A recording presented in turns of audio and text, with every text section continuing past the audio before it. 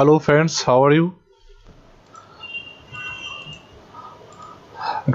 Today I will show you how to speed up your computer using a single step.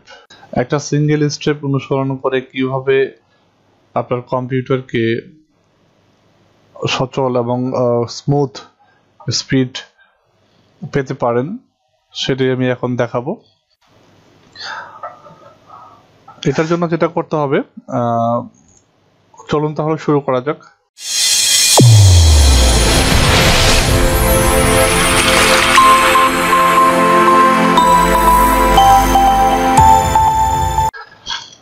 First of all প্রথমে আপনি যেটা করতে হবে যে আপনার যে কোনো ব্রাউজার থেকে আপনি প্রথমে ব্রাউজারে ঢুকবেন, ঢোকার পর এখান থেকে গুগল থেকে আপনি লিখবেন।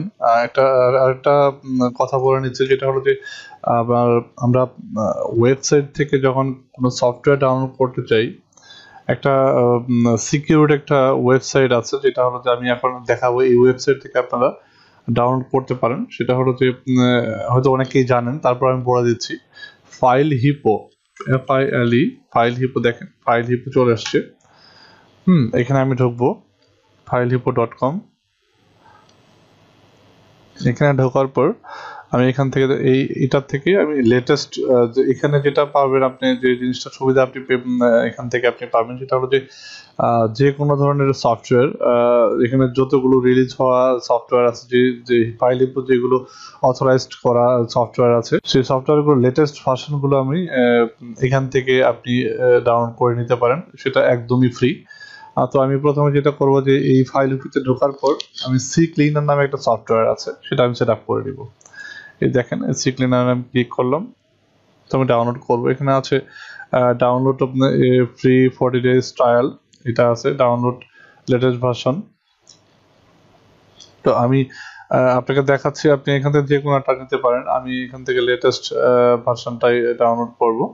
একটু সময় নিচ্ছে, দেখেন 9.29 মেগাবাইট। এটা তো ওপেন করবো।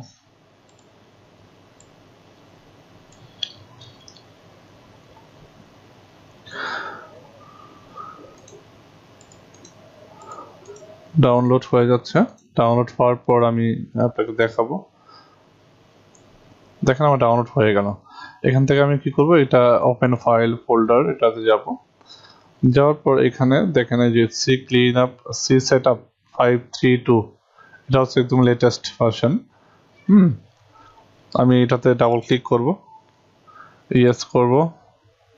ইয়েস দেওয়ার পর CCleaner 5.32 সেটআপ, এই ভার্সনটা আপনাকে বলতে সেট আপ করার জন্য আমি ইনস্টল করব। করার পর এই অপশনটা আছে ভিউ রিলিজ নোট, আমি এটা উঠিয়ে দিয়ে আমি রান CCleaner ক্লিক করব ডিরেক্টলি। তো এই অবস্থায় এই ইন্টারফেসটা আপনার সামনে আসবে CCleaner। এটা অনেক ইফেক্টিভ একটা সফটওয়্যার, যেটা দিয়ে আপনি একটা স্টেপ ফলো করলে বা এই সফটওয়্যারটা সেট আপ করলে আপনার পিসিতে আপনি সুন্দর, আপনার পিসিতে স্মুথলি চলবে। আর যদি লাইসেন্স ভার্সনটা আপনি পেয়ে যান তাহলে তো আরো ভালো, আপনার পিসি দেখবেন একদমই ফাস্ট চলবে, আপনাকে এত ঝামেলা পোহাতে হবে না, খুব সুন্দর স্মুথলি আপনি পিসি রান করাতে পারবেন। তো এটার জন্য যেটা করতে হবে, আপনি এখান থেকে ডিরেক্টলি রান ক্লিনার এটা ক্লিক করেও আপনি সব যে অপশনগুলো আছে পিসিকে ফাস্ট করার জন্য যা যা অপশন আছে সেটা আপনি অ্যাপ্লাই করতে পারেন। বাট যদি আপনি চান যে দেখতে চান, আপনি যদি আগে দেখতে চান যে আপনার পিসির অবস্থা কেমন আছে, সেটার জন্য আপনাকে প্রথমে যেটা অ্যানালাইসিসে ক্লিক করতে হবে। অ্যানালাইসিস ক্লিক করার পরে আমি অ্যানালাইসিসে ক্লিক করলাম, করার পর দেখেন এখানে আমাকে দেখাবে আমার স্ট্যাটাসটা সবই দেখাবে। Google Chrome need to B closed, clean internet crash, মানে আপনার ব্রাউজারে ক্যাশটাকে ক্লিয়ার করার জন্য সে আপনাকে বলতেছে গুগল ক্রোমটা ক্লোজ করতে। তো আমি এখান থেকে ইয়েস করব, don't show this message again. আমি এটাকে ইয়েস করলাম, আমার গুগল ক্রোমটা ক্লোজ হয়ে যাবে। ক্লোজ হয়ে গেছে already. This application is taking a long time to close, would you like to force it close? Yes. Windows Defender এই একটা মাত্র সফটওয়্যার, যে সফটওয়্যার অ্যাকচুয়ালি মানে কোনো ধরনের ঝামেলা ছাড়াই আপনাকে খুব ভালো পারফর্ম করার একটা সুযোগ করে দিবে। তো এখানে আমি অ্যানালাইসিস করার পর দেখেন এখানে বলছে 5, একটু খেয়াল করে দেখেন 571 megabyte to be removed approximately size. এইটা যদি আমি এখন রান ক্লিনার করি, আমার 571 মেগাবাইট জায়গা আমি ফ্রি পেয়ে যাব। আমার এই 500 মেগাবাইট জায়গা আমার ড্রাইভ থেকে সে ইউজ করে রাখছে, আমার কম্পিউটার নিজে ইউজের জন্য কাজ করতেছে। তো আমি আমার কম্পিউটারকে তো আমি কম্পিউটার নিজের ইউজের জন্য যা করবো সেটা আমি করতে দিব না। যখন আমি সেটাকে টার্মিনেট করবো, তখনই আমার কম্পিউটার আমার মতো করে চলবে, ঠিক আছে না? আমি কম্পিউটারের মতো করে চলতে দিব না, আমি আমার মতো করে কম্পিউটার চালাবো। তো এখান থেকে আমি রান ক্লিনার এটাতে ক্লিক করবো, করার পরে যে বলতে this process will be permanently delete file and your system are sure you want to this wish to process.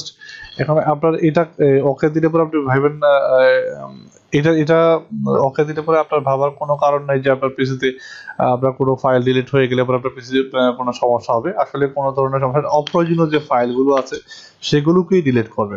হ্যাঁ, তো আমি ওকে দেবো। ওকে, তারপর একটু সময় নেবে। আমার হিস্ট্রি ইন্টারনেটের যদি আমি যে আমার ব্রাউজার ছিল, এই ব্রাউজারের ক্যাশগুলো সে ক্লিয়ার করতেছে। এখন হিস্ট্রিগুলো, কুকিগুলো ডিলিট করতেছে। ক্লিনিং কমপ্লিট, 607 মেগাবাইট রিমুভ করে ফেলছে।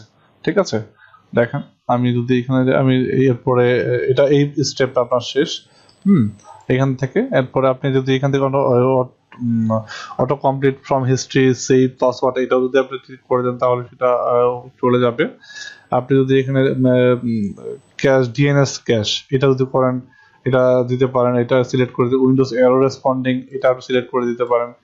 তারপর Windows event log old page data এটা আপনি সিলেক্ট করবেন। এখান থেকে আর ইভেন্ট লগ ভয় পাওয়ার কোনো কারণ নেই, এটা আপনি ওকে দিবেন। ইভেন্ট লগটাও অপ্রয়োজনীয় একটা ফাইল, এটা আমরা ম্যানুয়ালি করে থাকি। তো এটা এই সেটিংগুলো একবার করে দিলে পরে আপনার কোনো সমস্যা হবে না। এটা দেওয়ার পরে আপনি আরেকবার একটু রান ক্লিন করবেন। হ্যাঁ, এবার 7.37 মেগাবাইট রিমুভ করে ফেলছে। এরপর আপনি রেজিস্ট্রিতে যাবেন, যাওয়ার পরে এখানে যে অপশনগুলো আছে এটাতে আমি স্ক্যান ইস্যুটাকে ক্লিক করবেন।